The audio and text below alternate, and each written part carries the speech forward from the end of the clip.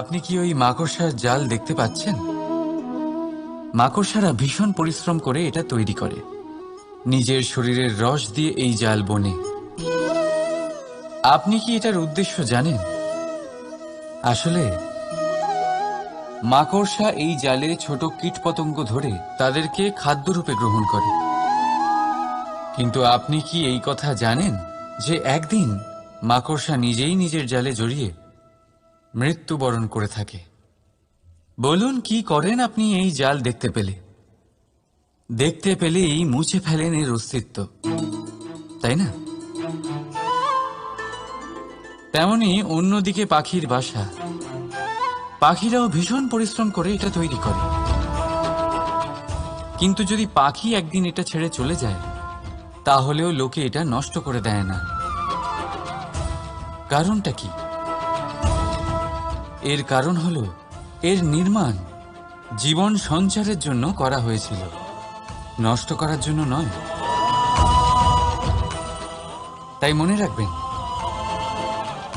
জীবনে আপনার পরিশ্রম যতই বেশি হোক না কেন, যদি আপনার লক্ষ্য শুভ না হয়, তাহলে আপনারও বিনাশ নিশ্চিত। তাই সৃজন করতেই থাকুন আর মুগ্ধ হয়ে বলুন, রাধা রাধা। সময় কত বিচিত্র হয়। সময় আমাদের পক্ষে থাকলে আমরা নিজেদের রাজা মনে করে নিই, আর সেই সময় যদি বিপক্ষে চলে যায়, তাহলে নিঃস্ব হতে সময় লাগে না। তাই মানুষের একটা অভ্যেস আছে, খারাপ সময়ের জন্য কিছু সঞ্চয় করা।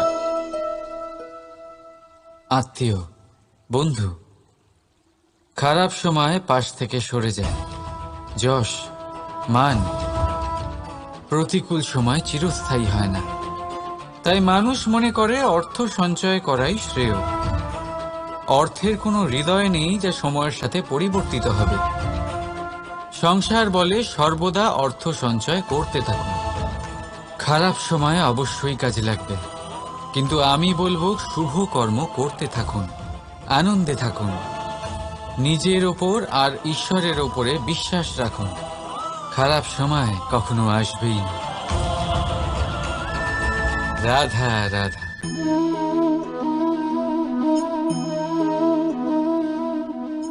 আপনার কি মনে হয় আমি কি করছি? আপনি বলবেন আমি প্রদীপ জ্বালাচ্ছি। সঠিক, কিন্তু প্রশ্ন হচ্ছে যে আমি কি আপনাকে বলেছি যে একে প্রদীপ বলা হয়? না। এই প্রদীপ কি নিজেই নিজের পরিচয় আপনাকে দিয়েছে? না। তাহলে আপনি কি করে জানলেন যে একে প্রদীপ বলা হয়? উত্তর হচ্ছে প্রকাশ, যে স্বয়ং জ্বলে অন্ধকারের মধ্যে সংসারকে পথ দেখায়, সেটাই প্রদীপ। যা নিরাশার মাঝে আশার আলো প্রদর্শন করে, সেটাই প্রদীপ। অপর দিকে আছে সাপ, যাকে না দেখেও তার ফনার আওয়াজ শুনেই লোকে ভয় পেয়ে যায়। তার মানে ব্যক্তির পরিচয় তার কর্মের দ্বারা পাওয়া যায়। তাই আপনার এটা বলার প্রয়োজন নেই যে আপনার পরিচয় কি। এটা আপনার কর্মই নিশ্চিত করবে যে লোকে আপনাকে প্রদীপ ভেবে ভালোবাসবে নাকি সাপ ভেবে ভীত হয়ে থাকবে। রাধা রাধা।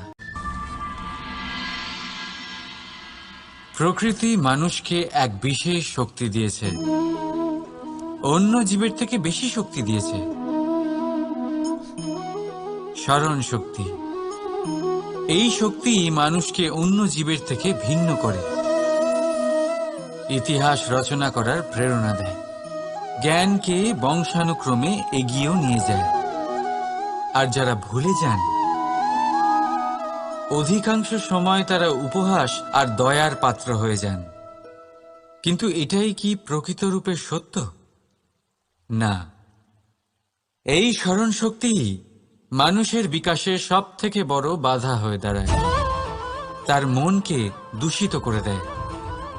খারাপ অভিজ্ঞতা, কারোর করা বিশ্বাসঘাতকতা, কারোর কটাক্ষ বেশিরভাগ মানুষই ভুলতে পারেন না, আর তারপর প্রতিশোধ নিতে উদ্যত হন। প্রথমে সময় নষ্ট করেন প্রতিশোধের প্রস্তুতিতে, আর তারপর সময় নষ্ট করেন প্রতিশোধ নেওয়ার সুযোগ খুঁজতে। যদি সন্তুষ্টি পেতে চান, যদি জীবনে আনন্দ পেতে চান, তাহলে স্মরণ শক্তির সদ্ব্যবহার করুন। নিজের স্মরণ শক্তিকে চালনা করুন শুধুমাত্র ভালো কথা আর ভালো স্মৃতির দিকে। জীবনে আনন্দ পাবেন। রাধা রাধা। মানুষ নিজের পরিবারের জন্য কত কিছুই না করে, দিন রাত পরিশ্রম করতে থাকে যাতে তার পরিবারের প্রয়োজন পূরণের জন্য অর্থ রোজগার করতে পারে। কিন্তু শুধু অর্থ রোজগার করাটাই কি যথেষ্ট? আপনি বলবেন, হ্যাঁ নিশ্চয়ই, অর্থ দিয়ে সব কিছু পাওয়া যায়, বিদ্যা পাওয়া যায়, বাড়ি পাওয়া যায়, ওষুধ পাওয়া যায়, আর কত কিছুই না পাওয়া যায়। এই সব একটা পর্যায় পর্যন্ত সঠিক, কিন্তু একটু মন দিয়ে ভেবে দেখুন, যখন কোনো শিশু অসুস্থ হয়ে পড়ে তখন সে ওই তিক্ত ওষুধ কেন খেয়ে নেয়? এই জন্য কারণ ওর পিতা সেই ওষুধ অর্থ দিয়ে কিনেছে? না, বরং এই জন্য কারণ তার পিতা যে তার সামনে দাঁড়িয়ে, তার ওপরে তার বিশ্বাস আছে। বিশ্বাস আছে যে উনি তার কিচ্ছু হতে দেবেন না। এই বিশ্বাস, এই সংস্কার, এই শিক্ষা কখনো অর্থ দিয়ে পাওয়া যায় না। এটা পাওয়া যায় সেই সময় থেকে যা মাতা পিতা তাদের সন্তানের সাথে কাটিয়েছেন। তাই জীবনে অর্থ অবশ্যই উপার্জন করুন, কিন্তু নিজের পরিবারকেও সময় দিন, আনন্দ পাবে। রাধা রাধা। বিরোধিতা এমন এক শব্দ যা শুনে আমরা সবাই ভয় পেতে থাকি। যদি কেউ আমাদের বিরোধিতা করে তা আমাদের সহ্য হয় না। আমরাও কারোর বিরোধিতা করে কোনো শত্রুতা করতে চাই না। এই ধরনের ভাবনা আমাদের মনে আসতেই থাকে। কিন্তু বিরোধিতা, এই শব্দ আপনার শান্তির জন্য, আপনার সুখের জন্য কতটা গুরুত্বপূর্ণ তা আপনারা জানেন না। তাই যদি কাল এসে কেউ আপনার বিরোধিতা করে, তখন সবার আগে নিজেকে যাচাই করুন। আপনি কি ভুল করেছেন? আপনার দোষ কি? নিজের মধ্যে কি ত্রুটি আছে সেটা বোঝার চেষ্টা করুন। নিজেকে সংশোধন করার চেষ্টা করুন, তারপর দেখুন বিরোধিতার এই আগুন আপনাকে স্বর্ণ থেকে কুন্দন বানিয়ে তুলবে। বলা হয় এই সংসারে খারাপ বেড়েই চলেছে, কিন্তু তার কারণ এ নয় যে খারাপ মানুষ বেড়ে চলেছে। তার কারণ হলো যে ভালো মানুষ, যাদের ভালো চিন্তা, ভালো বিচারধারা আছে, তারা খারাপের বিরোধিতা করতে পারে না। যদি আপনার সম্মুখে কোনো খারাপ কর্ম হয়, তাহলে তার বিরোধিতা করতে সংকোচ করবেন না, কারণ বিরোধিতার এই আগুন মন্দকে পিছুপা হতে অবশ্যই বাধ্য করে। রাধা রাধা। জীবনে আপনি এরকম মানুষও দেখবেন যারা এটা বলে, ভাবে, নিজেকেও বলে যে উনি সেই এমন ব্যক্তি যার মতো আমি হতে চাই। ঠিক আছে, কারোর থেকে প্রেরণা নেওয়াটা কোনো ভুল নয়, কিন্তু কখনো কখনো এই প্রেরণা গুরুত্বহীন হয়ে যায়, আর আমরা শুরু করে দিই সেই ব্যক্তিকে নকল করতে। এখানেই থেমে যায় আমাদের উন্নতি। এবারে দেখুন, সংসারে শত কোটি রঙের ফুল আছে, কিন্তু তারা কখনো একে অপরকে নকল করে না। নকল করে না তাদের রং, নকল করে না তাদের সুগন্ধ। তাহলে আমরা করি কেন? প্রতিটা ব্যক্তির মধ্যে কোনো না কোনো প্রতিভা অবশ্যই থাকে, যা ফুটিয়ে তোলার সঠিক সময়ও আমাদের কাছে থাকে। কিন্তু সেই মানুষ সেই প্রতিভা নির্মাণ করার পরিবর্তে সময় নষ্ট করে অন্য কারোর মতো হওয়ার জন্য, কাউকে নকল করার জন্য। এটা করবেন না। সময়কে ব্যবহার করুন নিজের অস্তিত্ব নির্মাণ করার জন্য। কারণ কারোর ছায়া হওয়ার থেকে ভালো আপনি কারোর জন্য প্রেরণা হয়ে উঠুন। রাধা রাধা। আমরা সকলে পাথুরে রাস্তা এড়িয়ে চলি, কারণ এই পথের পাথর আমাদের যাত্রা আরো কঠিন করে তোলে, আমাদের পা আহত করে দেয়। কিন্তু একটা গুরুত্বপূর্ণ কথা আমরা ভুলেই যাই, এই কঠিন পথই না শুধু আমাদেরকে নিজেদের দুর্বলতার সাথে পরিচয় করায়, বরং আমাদের শক্ত হওয়ার প্রেরণাও দিতে থাকে।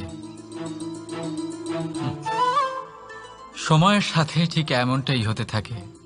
সবাই ভালো সময়ের অপেক্ষা করতে থাকেন, ভালো সময়ের জন্য পরিশ্রম করেন, তার জন্যই চিন্তা করেন। কিন্তু ভুলে যান যে ভালো সময় বহুবার আমাদের বিবেক নষ্ট করে দেয়। সেখানেই খারাপ সময় আমাদের বুদ্ধিকে সঠিক পথে চালিত করে। রাধা রাধা। ঘোড়াকে যতই প্রশিক্ষণ প্রদান করুন, তার মুখে লাগাম তো পরাতেই হবে। একজন ভালো চালক সেই ঘোড়ার লাগাম মাঝে মাঝে টেনে ধরে, তাকে সঠিক পথে চালিত করতে, যাতে সেই ঘোড়া দিগ্ভ্রান্ত না হয়। এবার একটু ভাবুন, ঠিক এরকমই হয় আমাদের মন। যদি এটা বিবেকের লাগাম দিয়ে মাঝে মাঝে আমরা টেনে না ধরি, তাহলে আমাদের এই মন দিগ্ভ্রান্ত হতে পারে। আর যদি আপনি আপনার লক্ষ্যে পৌঁছতে চান, তখন মনের এই লাগাম মাঝে মাঝে আপনাকে অবশ্যই টেনে ধরতে হবে। কারণ বিবেকের এই পথ প্রদর্শনই আপনাকে ভালোভাবে আপনার লক্ষ্যে পৌঁছে দেবে। মনে রাখবেন, আর আমার সাথে ভালোবেসে বলবেন, রাধা রাধা। আপনি কখনো জাঁতা কল দেখেছেন? তাতে গম পেষা হয়। গমকে এমন ভাবে পেষা হয় যাতে আমরা তা খেতে পারি, জীবিত থাকতে পারি। আর যদি আপনি মন দিয়ে দেখেন, তাহলে কলের নিচের অংশ কখনো ঘোরে না, শুধুমাত্র উপরের অংশই ঘোরে। আর তবেই তা গম পিষতে পারে, আর তবেই রুটি তৈরি হতে পারে। কিন্তু ভেবে দেখুন, যদি কলের দুটো অংশই ঘুরতে থাকে, তাহলে কি হবে? তা গম পেশার বদলে একে অপরকে পিষে নিজেদের অস্তিত্ব শেষ করে দেবে। তাই জীবনে কোনো কাজ যখন মন আর মস্তিষ্ক মিশিয়ে করা হয়, তখনই তা সম্পন্ন হয়। কিন্তু যখন বিষয় হলো ভক্তির, তখন মস্তিষ্কের যুক্তির মৌন থাকা প্রয়োজন। আর যখন বিষয় হলো কর্ম আর ন্যায়ের, তখন মনের আবেগের মৌন থাকা প্রয়োজন। তাই মন আর মস্তিষ্কের এই সম্মিলনে সতর্ক থাকবেন। একসাথে অবশ্যই চলবে, কিন্তু একে অপরের বাধা যেন না হয়ে দাঁড়ায়। রাধা রাধা। আমি একটা এমন শব্দ যার অনেকগুলি মানে হয়, যার আসল অর্থ হল অহং। যদি আপনি কথা বলেন সৃষ্টির নির্মাণ নিয়ে, তাহলে আমি ব্রহ্মদেব হয়ে সৃষ্টির নির্মাণ করবে। যদি আপনি কথা বলেন প্রলয়ের, তাহলে সেই আমি মহাদেব হয়ে বিনাশ করবে। এই আমি সঙ্গতিপূর্ণ, কিন্তু শুধু ততক্ষণ যতক্ষণ আপনি এটা সবার সাথে ভাগ করছেন। কিন্তু আমরা বহুবার এর মানে বুঝতে পারি না। এই অহংকে সীমিত করে দিই একটা ব্যক্তি অবধি। শুধু নিজে। আর তখনই জেগে ওঠে অহংকার, যাতে প্রাধান্য পায় শুধুমাত্র আমি, আমরা নয়। আর একজন ব্যক্তি একা না উৎপাদন করতে পারে আর না করতে পারে সৃজন। এবারে দেখুন, বৃষ্টির এক ফোঁটা, তারও অস্তিত্ব আছে, কিন্তু তা ধরিত্রীতে পড়লেই সমাপ্ত হয়ে যায়। কিন্তু যখন ফোঁটাগুলি একসাথে পড়ে তখন শুরু হয় বর্ষা, আর তখনই তৈরি হয় ধারা। রাধা রাধা। বলুন, কি দেখতে পাচ্ছেন আপনি? আমার হাতের এই সাদা বস্ত্র, নাকি এতে লেগে থাকা এই কালো দাগ? এবারে সত্যি কথা বলতে কি, আপনার নজর সবার আগে এই কালো দাগের উপরে গেছে। ঠিক আছে, এমনই তো হয়। ভীষণ কম মানুষ থাকেন যারা ভাবেন কোনো ব্যক্তি ভীষণ পরিশ্রম করে এই বস্ত্র ধুয়েছেন, এটা শুকিয়েছেন। বেশিরভাগ মানুষের নজর যায় এই দাগের উপরে, ভাবেন যে এটা কি করে লাগলো। কিছুটা এরকমই হয় আমাদের ব্যক্তিত্বের সাথে। আমাদের শুভ কর্মের ওপরে আমাদের একটা খারাপ কর্ম ভারী মনে হয়। এবারে ভাবুন, যদি আমি চন্দ্রের কথা বলি, তাহলে তার শীতল আলো দেখার পূর্বে তার কলঙ্ক লক্ষ্য করেন, সেই চাঁদে লেগে থাকা কালো দাগ দেখে নেন। সেই জন্যই বিশেষ করে যারা শুধুমাত্র শুভ চিন্তা করেন আর উপকারী কর্ম যারা করেন, তাদের আমি বলবো সাবধানে থাকবেন। কারণ আপনার একটা খারাপ কর্ম চিরকালের জন্য উদাহরণ হয়ে দাঁড়াবে। রাধা রাধা। সাফল্য।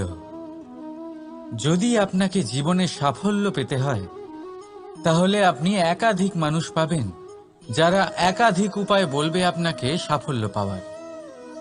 দীর্ঘ সময় ধরে পরিশ্রম, চেষ্টা, নির্ধারণ, নিষ্ঠা এই বিষয়ে ভাষণ দিতে থাকবেন। একাধিক রকমের উদাহরণ আপনার সামনে তুলে ধরবেন। কিন্তু আমার এটা মনে হয়, আমরা কেন সেই বিষয়ে কথা বলি না যা মানুষকে অসফল করে তোলে? শুধু দুটো ব্যাপার অসফল হওয়া নিশ্চিত করে। শুধু দুই ধরনের মানুষ বেশিরভাগ অসফল হন। প্রথম তারা যারা ভাবে অনেক কিছু কিন্তু কিছুই করে না। আর দ্বিতীয় তারা যারা অনেক কিছু করতে থাকে কিন্তু ভাবনা চিন্তা না করে। ভাবনা আর কর্ম, এদের মাঝে সামঞ্জস্য রাখা খুব জরুরি। যদি এটা থাকে, তাহলে জীবনে কখনো অসফল হবেন না।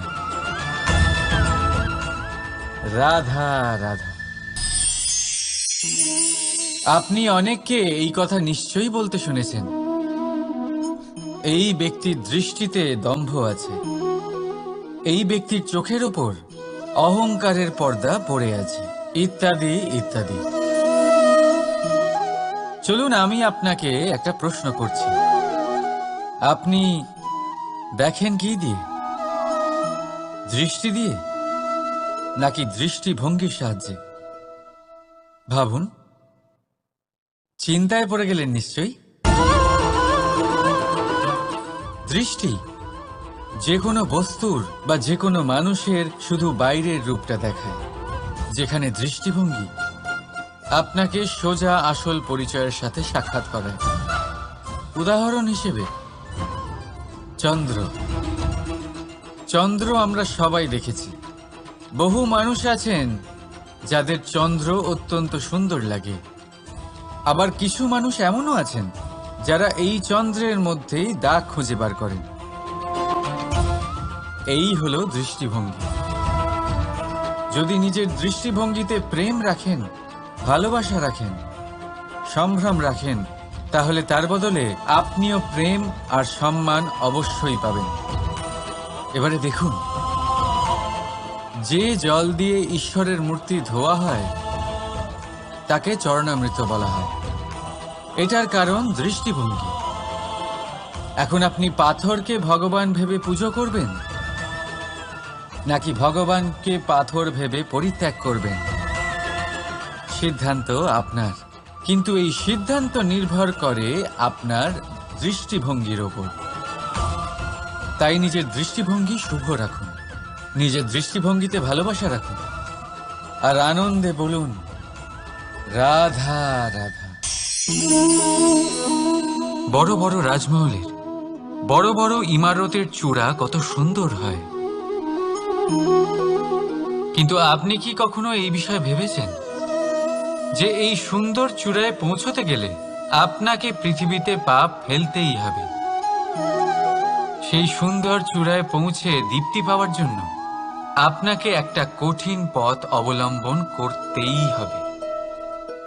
যদি আপনি কোনো কঠিন পথে না গিয়ে এই পৃথিবীর সাহায্য ছাড়াই শুধু উচ্চতার দিকে অগ্রসর হতে থাকেন, তাহলে সর্বদা অসফল হবেন।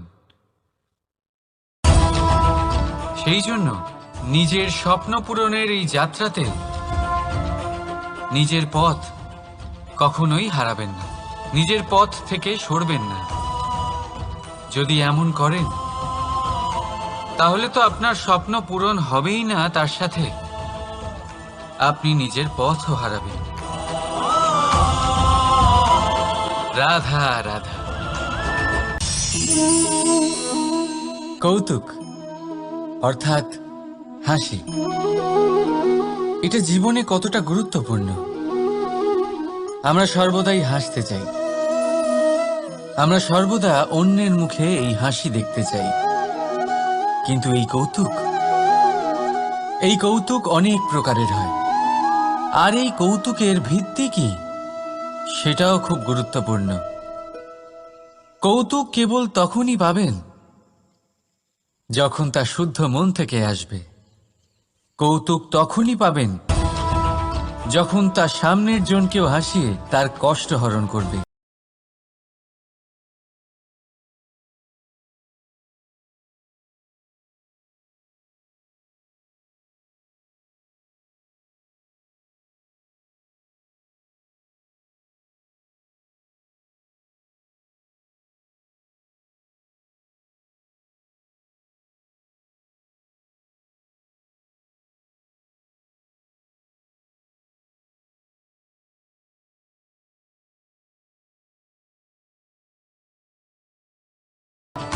আর অপমানিত ব্যক্তির মন তিক্ত হয়ে থাকে। তাই মনে রাখবেন যে এই কৌতুক যেন কৌতুকই থাকে, তা উপহাস বা কটাক্ষ না হয়ে যায়। রাধা রাধা। মানুষ, এই শব্দের সূচনা হয় মন থেকে, আর সেই জন্যই হয়তো আমাদের এই মন এতটা গুরুত্বপূর্ণ। এবারে দেখুন না, আমাদের মনই সবকিছু চালনা করে।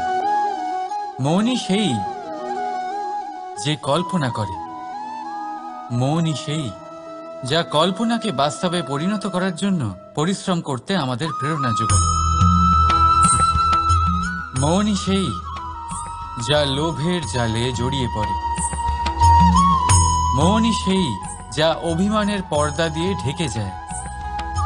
আর এই মনই সেই যা আপনাকে বিনাশের দিকে টেনে নিয়ে যেতে পারে।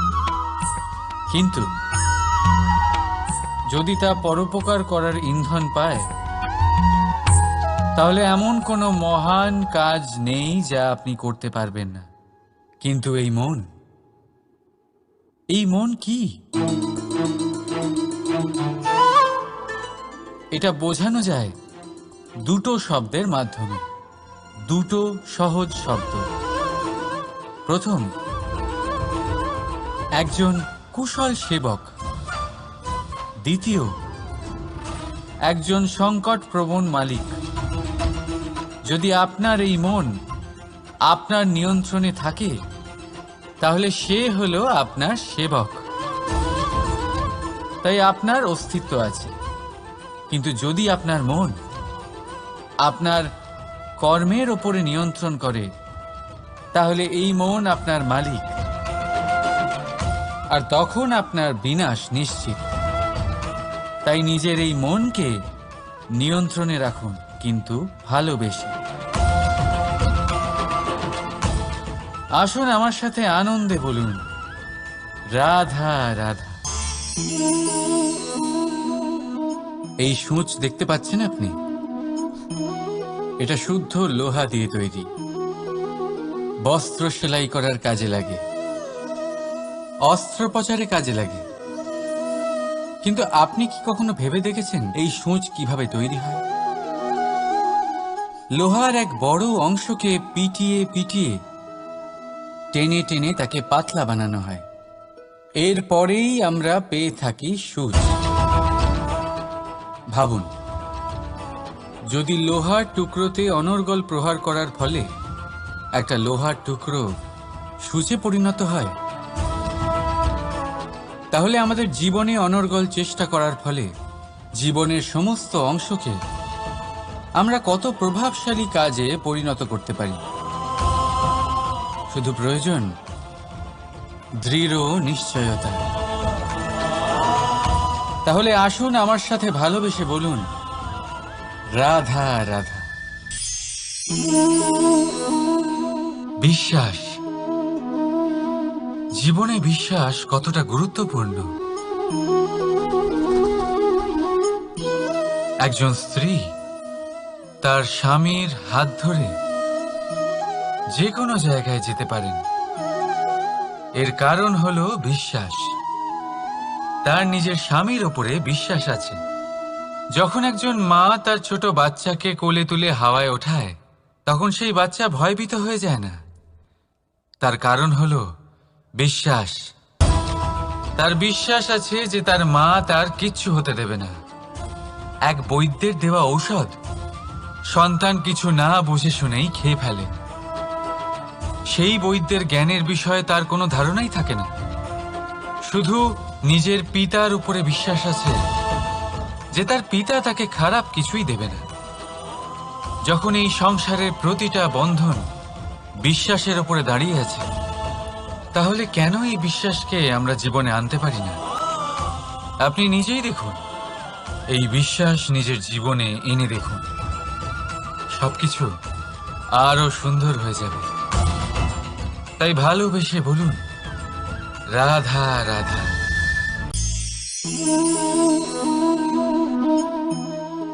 অহংকার, এই শব্দটা সবাই শুনেছেন। বহু মানুষকে আপনি এটা বলতে শুনেছেন যে ওই ব্যক্তির অহংকার আছে, ওই মানুষটির ক্ষমতার অহংকার আছে, ওই ব্যক্তির নিজের রূপ নিয়ে অহংকার আছে, ওই ব্যক্তির নিজের অর্থের অহংকার আছে, ইত্যাদি ইত্যাদি। কিন্তু এই অহংকার, এর অস্তিত্ব হয় কি করে? এবারে একবার এই হাতটা দেখুন। যদি এই হাতের 5 আঙ্গুল উঠে দাঁড়ায়, আশীর্বাদ। আর যদি এই হাতের 5টা আঙ্গুল একসাথে মুঠো হয়ে যায়, শক্তি, সংকটের বিরুদ্ধে ঢাল। কিন্তু এই একটা আঙ্গুল সংকটের কারণ হয়ে দাঁড়াতে পারে। এই একটা আঙ্গুল শত্রুকে আহ্বান জানায়। এবার অহংকার বলে এই শব্দটাই দেখে নিন। আমাদের থেকে আলাদা হয়ে গেলে হয় অহং।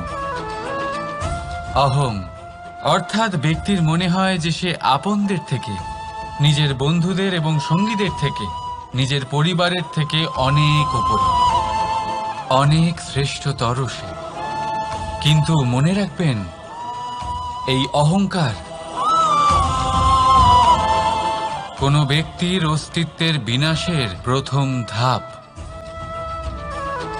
তাই ঝেড়ে ফেলে দিন এই অহংকারকে, আর বিশ্বাস করুন আমাদের ওপর, কারণ তখনই আপনি শান্তি পাবেন, আর সেই শান্তির সাথে বলে উঠবেন, রাধা রাধা। আপনি কি ওই মাকড়সার জাল দেখতে পাচ্ছেন? মাকড়সারা ভীষণ পরিশ্রম করে এটা তৈরি করে, নিজের শরীরের রস দিয়ে এই জাল বোনে। আপনি কি এটার উদ্দেশ্য জানেন? আসলে মাকড়সা এই জালে ছোট কীটপতঙ্গ ধরে তাদেরকে খাদ্যরূপে গ্রহণ করে। কিন্তু আপনি কি এই কথা জানেন যে একদিন মাকড়সা নিজেই নিজের জালে জড়িয়ে মৃত্যুবরণ করে থাকে? বলুন, কি করেন আপনি এই জাল দেখতে পেলেই মুছে ফেলেন এর অস্তিত্ব, তাই না? তেমনি অন্যদিকে পাখির বাসা, পাখিরাও ভীষণ পরিশ্রম করে এটা তৈরি করে। কিন্তু যদি পাখি একদিন এটা ছেড়ে চলে যায়, তাহলেও লোকে এটা নষ্ট করে দেয় না। কারণটা কি? এর কারণ হলো এর নির্মাণ জীবন সঞ্চারের জন্য করা হয়েছিল, নষ্ট করার জন্য নয়। তাই মনে রাখবেন, জীবনে আপনার পরিশ্রম যতই বেশি হোক না কেন, যদি আপনার লক্ষ্য শুভ না হয়, তাহলে আপনারও বিনাশ নিশ্চিত। তাই সৃজন করতেই থাকুন আর মুগ্ধ হয়ে বলুন, রাধা রাধা। সময় কত বিচিত্র হয়। সময় আমাদের পক্ষে থাকলে আমরা নিজেদের রাজা মনে করে নিই, আর সেই সময় যদি বিপক্ষে চলে যায়, তাহলে নিঃস্ব হতে সময় লাগে না। তাই মানুষের একটা অভ্যেস আছে, খারাপ সময়ের জন্য কিছু সঞ্চয় করা। আত্মীয়, বন্ধু খারাপ সময় পাশ থেকে সরে যায়। যশ, মান প্রতিকূল সময় চিরস্থায়ী হয় না। তাই মানুষ মনে করে অর্থ সঞ্চয় করাই শ্রেয়। অর্থের কোনো হৃদয় নেই যা সময়ের সাথে পরিবর্তিত হবে। সংসার বলে সর্বদা অর্থ সঞ্চয় করতে থাকুন। খারাপ সময় অবশ্যই কাজে লাগবে, কিন্তু আমি বলবো শুভ কর্ম করতে থাকুন, আনন্দে থাকুন, নিজের ওপর আর ঈশ্বরের ওপরে বিশ্বাস রাখুন। খারাপ সময় কখনো আসবেই না। রাধা রাধা।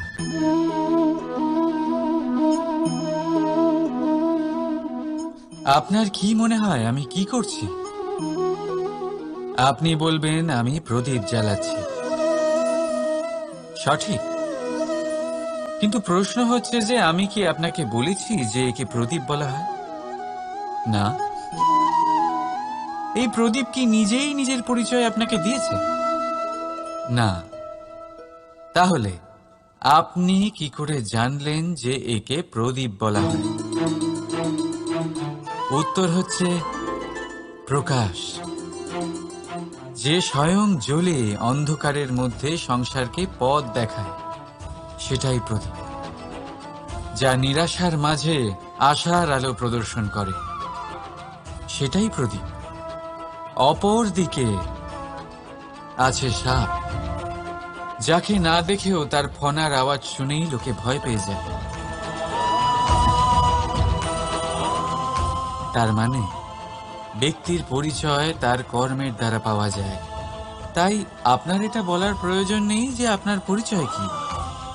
এটা আপনার কর্মই নিশ্চিত করবে যে লোকে আপনাকে প্রদীপ ভেবে ভালোবাসবে নাকি সাপ ভেবে ভীত হয়ে থাকবে। রাধা রাধা। প্রকৃতি মানুষকে এক বিশেষ শক্তি দিয়েছে, অন্য জীবের থেকে বেশি শক্তি দিয়েছে।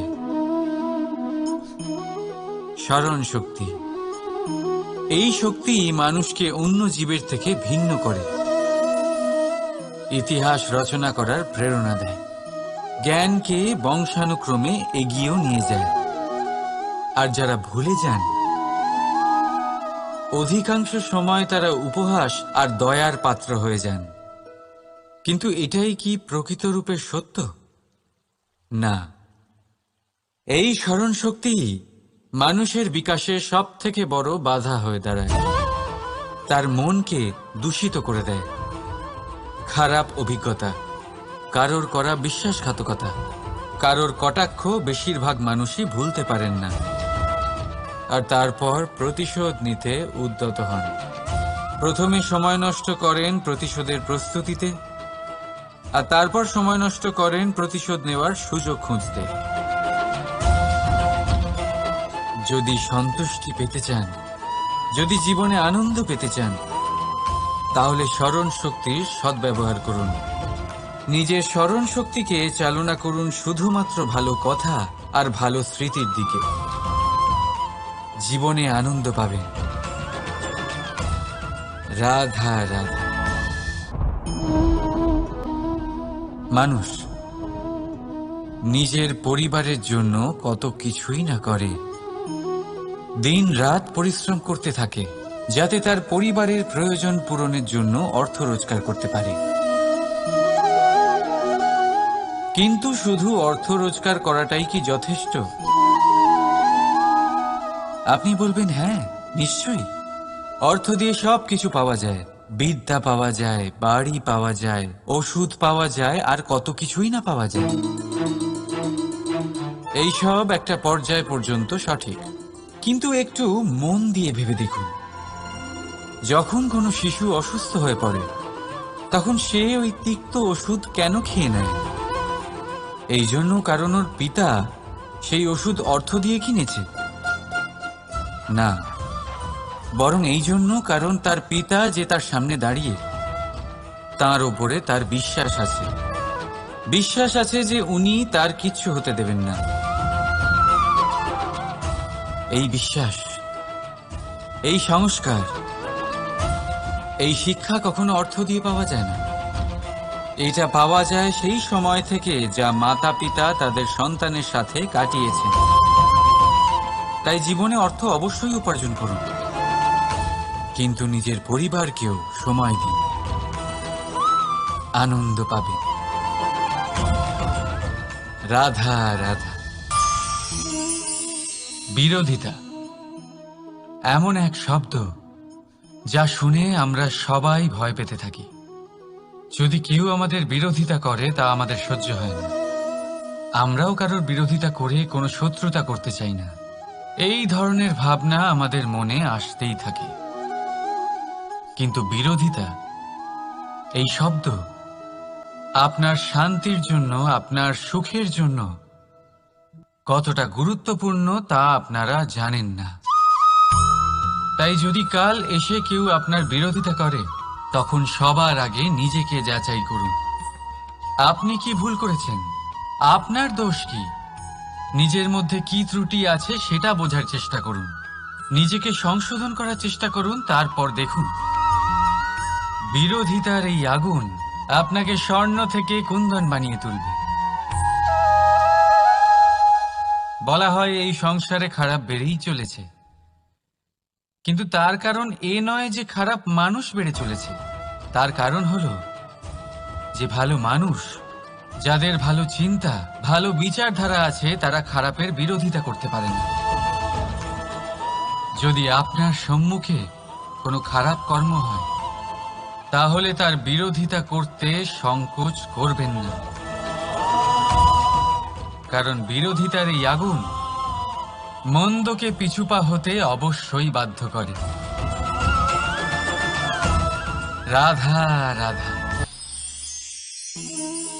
জীবনে আপনি এরকম মানুষও দেখবেন যারা এটা বলে, ভাবে, নিজেকেও বলে যে উনি সেই এমন ব্যক্তি যার মতো আমি হতে চাই। ঠিক আছে, কারোর থেকে প্রেরণা নেওয়াটা কোনো ভুল নয়, কিন্তু কখনো কখনো এই প্রেরণা গুরুত্বহীন হয়ে যায়, আর আমরা শুরু করে দিই সেই ব্যক্তিকে নকল করতে। এখানেই থেমে যায় আমাদের উন্নতি। এবারে দেখুন, সংসারে শত কোটি রঙের ফুল আছে, কিন্তু তারা কখনো একে অপরকে নকল করে না। নকল করে না তাদের রং, নকল করে না তাদের সুগন্ধ। তাহলে আমরা করি কেন? প্রতিটা ব্যক্তির মধ্যে কোনো না কোনো প্রতিভা অবশ্যই থাকে, যা ফুটিয়ে তোলার সঠিক সময়ও আমাদের কাছে থাকে। কিন্তু সেই মানুষ সেই প্রতিভা নির্মাণ করার পরিবর্তে সময় নষ্ট করে অন্য কারোর মতো হওয়ার জন্য, কাউকে নকল করার জন্য। এটা করবেন না। সময়কে ব্যবহার করুন নিজের অস্তিত্ব নির্মাণ করার জন্য। কারণ কারোর ছায়া হওয়ার থেকে ভালো আপনি কারোর জন্য প্রেরণা হয়ে উঠুন। রাধা রাধা।